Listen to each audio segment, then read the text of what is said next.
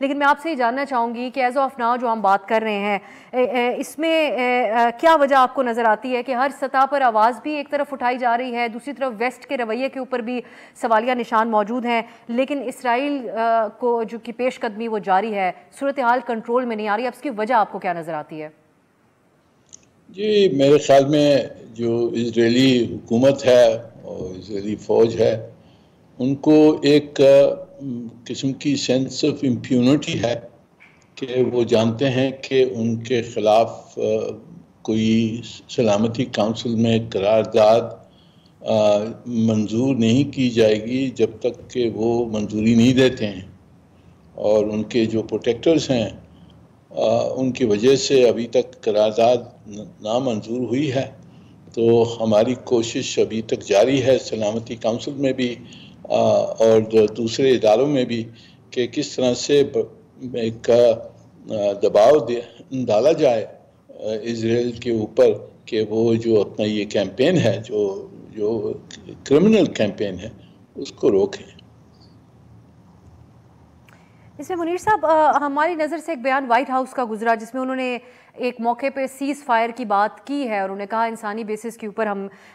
غزہ میں جنگ بندی کی حمایت کرتے ہیں، لیکن اس کے بعد پھر قومی سلامتی کے جو امریکی قومی سلامتی کونسل کے ترجمان جان کربی ان کا بڑا سخت، بلکہ اس سے پہلے اسرائیلی پرائم منسٹر نیتن یاہو نے سختی سے اس کی تردید کی اور پھر واپس لیا گیا ہے بظاہر ایسا لگتا ہے یہ موقف امریکیوں کی طرف سے، کیونکہ جان کربی نے کہا کہ ہم حمایت نہیں کرتے جنگ بندی کی۔ تو اس کو آپ کیسے دیکھ رہے ہیں؟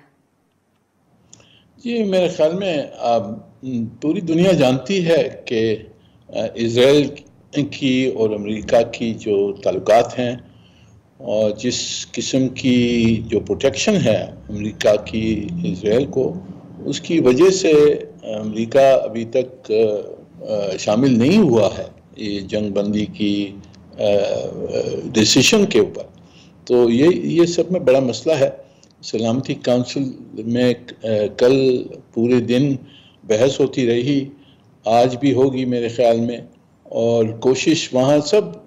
جو 10 نان پرماننٹ ممبرز ہیں ان کی طرف سے ایک قرارداد پیش کی گئی، پر وہ اب تک ناکام ہوئی ہے، اور ہماری کوشش جاری ہے۔ انشاءاللہ کچھ دباؤ زیادہ پڑے گا تو شاید امریکی مان جائیں۔ اس میں ایک اور چیز ہے منیر صاحب، گراؤنڈ ایویژن کی جو بات کی جا رہی تھی، متعدد اس حوالے سے بھی معاملات سامنے ہیں۔ وکی لیکس کی ایک دستاویز کو کوٹ کیا جا رہا ہے آج میڈیا میں، اور اس میں یہ کہا جا رہا ہے کہ اس کے مطابق اسرائیل پلان یہ کرتا ہے کہ فلسطینیوں کو غزہ سے نکال کر مصر میں ایک ان کا شہر آباد کیا جائے، جو بنیادی طور پر نسل کشی کا معاملہ ہے، جس اس انداز میں وہ آگے آپریٹ کرنا چاہ رہے ہیں۔ اس کے خلاف ایران نے بھی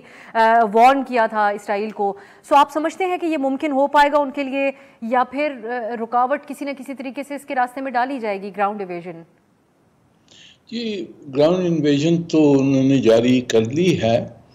پر جہاں تک ان کا جو ارادہ ہے جو کہ غزہ کی جو پاپولیشن ہے ان کو دھکیل کے نکال کر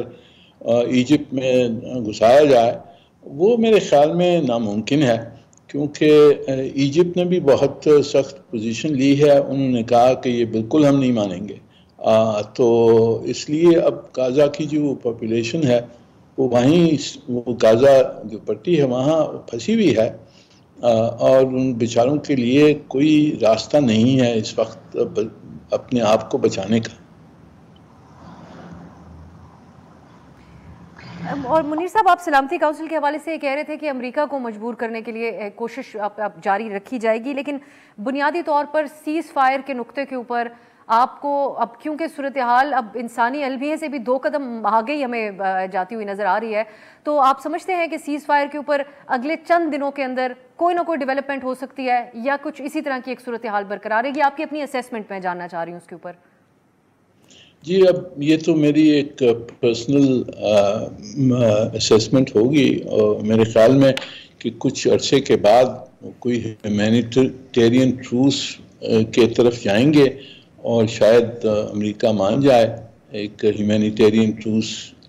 کے لیے، اور اس سے جو سویلین پاپولیشنز ہیں ان کو جنگ کی جو فرنٹ لائنز ہیں وہاں سے ہٹایا جائے اور ان کی بچاوت کی جائے۔ پر میرے خیال میں اسرائیل نے اپنا ملٹری کیمپین تو جاری رکھنا ہے. انہوں نے کہا ہے کہ یہ لمبی جنگ ہوگی، تو اب صرف یہ ہے کہ اگر کوئی اور ایلیمنٹس آتی ہیں، کوئی اور ڈیولپمنٹس ہوتی ہیں باہر سے، اس سے صورتحال بدل سکتی ہیں. پر اس وقت تو بہت مشکل نظر آتا ہے کہ ایک سیز فائر جو فارمل سیز فائر ہے اس کی طرف بہت مشکل نظر آتا ہے. شاید ہیومینیٹیرین ٹروس کہاں نہ کہاں جا کے مان جائیں.